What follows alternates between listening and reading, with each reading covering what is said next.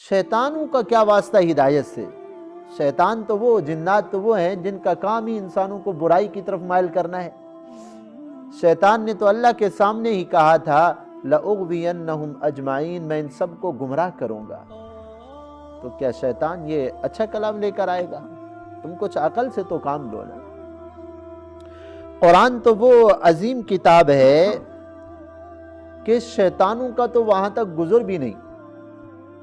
حدیث پاک میں آتا ہے آپ صلی اللہ علیہ وسلم کی تشریف آوری سے پہلے، آقا کے دنیا میں آنے سے پہلے شیاطین اوپر جاتے تھے آسمانوں پہ۔ آسمانوں پہ قریب جا کر نا فرشتوں کی باتیں سنتے تھے، اور اللہ تعالیٰ جو فرشتوں کو احکامات دیتے ہیں نا، مثلا اللہ تبارک و تعالیٰ نے کائنات کے نظام سے متعلق فرشتوں کو احکامات دیتے ہیں، بھئی فلاں جگہ پہ بارش برسا دو، فلاں جگہ پہ جو ہے نا یہ ہو کر دو، فلاں جگہ پہ یہ ہو جائے۔ تو فرشتے آپس میں جب باتیں کرتے تو شیطان ان کی باتوں کو سن لیتے تھے۔ تو ایک بات فرشتوں کی انہوں نے لی، اور جو ہے نا 100 جھوٹ اس کے اندر اپنی طرف سے ملا دیتے، اور جن کے تابع ہوتے نا، جن کو کاہن کہتے ہیں، شیاطین جن کے تابع ہوتے تھے، وہ ان کو آ کے بتاتے تھے کہ بھئی یہ ایسا ہونے والا ہے۔ تو 100 جھوٹ میں سے ایک بات سچی نکل آتی، تو وہ کاہن لوگ کہتے دیکھا ہم نے نہیں کہا تھا کہ جی فلاں ایسا ہونے والا ہے، دیکھو ہم غیب کا علم رکھنے والے۔ شیطان تو اس طرح گمراہ کرتے۔ تو کاہنوں کی بڑی قدر لوگ کیا کرتے تھے، بھئی ان کو غیب کا علم ہوتا ہے، حالانکہ غیب کا علم میرے اللہ کے سوا کسی کو بھی نہیں۔ جب آپ صلی اللہ علیہ وسلم دنیا میں تشریف لائے اور قرآن کا نزول شروع ہوا، تو شیطانوں کا اور جنات کا آسمانوں پہ جانا اللہ تعالیٰ نے بند کر دیا۔ اب شیطان اگر اوپر جاتے نا آسمان کے قریب، تو ان کو آگ لگائی جاتی ہے، شہاب ثاقب جن کو کہتے ہیں۔ ہم نے دیکھا ہوگا کہ جو ہے نا ایسے آسمان کے اوپر ایسے لمبی سی آگ چلتی ہے، تو شیطان اور جنات وہاں جا کے بیٹھنے کی اور فرشتوں کے کلام سننے کی کوشش کرتے ہیں۔ اتنے میں فرشتوں کی طرف سے اللہ تبارک و تعالیٰ کا حکم ہے کہ ان کو آگ سے جلا دو، تو وہ آگ لگتی ہے جنات کو، شیاطین کو۔ کوئی تو وہاں جل کے راکھ ہو جاتے ہیں، کوئی وہاں سے گر کر بے ہوش ہو جاتے ہیں، نیچے بے ہوش ہو کر نیچے گر جاتے ہیں۔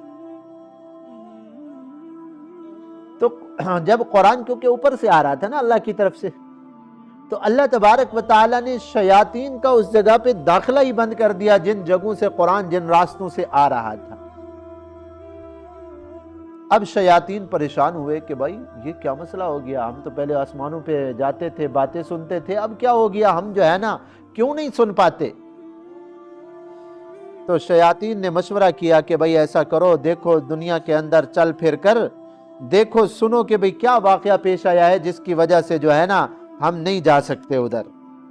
تو آپ صلی اللہ علیہ وسلم، عکاظ ایک جگہ تھی، بازار لگتا تھا مکہ والوں کا، عکاظ، صبح کی نماز، یہ وہ موقع تھا کہ جب طائف سے آقا تقریباً واپس تشریف لا رہے تھے، تو صبح کی نماز آقا پڑھ رہے تھے، قرآن کی تلاوت کر رہے تھے۔ تو شیاطین کی ایک جماعت، جنات کی ایک جماعت ادھر سے گزری، تو آپ صلی اللہ علیہ وسلم قرآن پڑھ رہے تھے، فجر کی نماز تھی، تو انہوں نے قرآن سنا۔ قُلْ أُوحِيَ إِلَيَّ أَنَّهُ اسْتَمَعَ نَفَرٌ مِّنَ الْجِنِّ فَقَالُوا إِنَّا سَمِعْنَا قُرْآنًا عَجَبًا۔ وہ سن کر ٹھہر گئے کہ ہاں یہ کلام ہے جس کی وجہ سے ہمیں آسمانوں پہ اب نہیں جانے دیا جاتا۔ اب آقا نماز سے فارغ ہوئے تو وہ نصیبین کے جن تھے، علاقہ تھا، وہ آ کے آپ صلی اللہ علیہ وسلم کی خدمت اقدس میں آ کر مسلمان ہوئے۔ پہلے وہ مشرک تھے، کافر تھے، مسلمان ہو، کیونکہ آپ صلی اللہ علیہ وسلم تو سب انسانوں اور جنات کے نبی بنا کر بھیجے گئے ہیں نا۔ تو شیطان کا تو یہ حال ہے، اللہ تبارک و تعالیٰ نے ان کو تو روک دیا جن جگہوں سے قرآن آ رہا تھا۔ ظالموں، تم دیکھتے نہیں ہو، شیطان کا کام تو گناہوں کی طرف لے جانا ہے، قرآن تو سراسر ہدایت ہے، اور قرآن کے اوپر عمل کر کے ایسے لوگ پیدا ہوئے ہیں جو فرشتوں کے لیے بھی رشک تھے۔ اور وما تنزلت به الشیاطین، شیاطین اس کو لے کر نہیں اترے، وما ينبغي لهم وما يستطيعون، نہ تو ان کے لائق ہے، نہ وہ اس کی طاقت رکھ سکتے ہیں کہ قرآن کو اتاریں۔ قرآن تو اللہ نے فرشتوں کے ذریعے اتارا ہے۔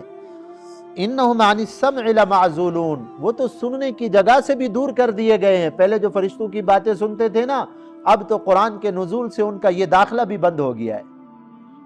فلا تدع مع اللہ الہا آخر، شیطان کا کام تو انسان کو شرک اور کفر کے گڑھے کے اندر ڈالنا ہے۔ شیطان تو توحید کے اوپر آنے نہیں دیتا نا۔ تو توحید بنیادی عقیدہ ہے اسلام کے اندر کہ اللہ اپنی ذات کے اندر، اللہ اپنی صفات کے اندر وحدہ لا شریک لہ ہے۔ ہر کسی کی بات اللہ تبارک و تعالی ہر وقت سنتے ہیں، ہر طرح سنتے ہیں۔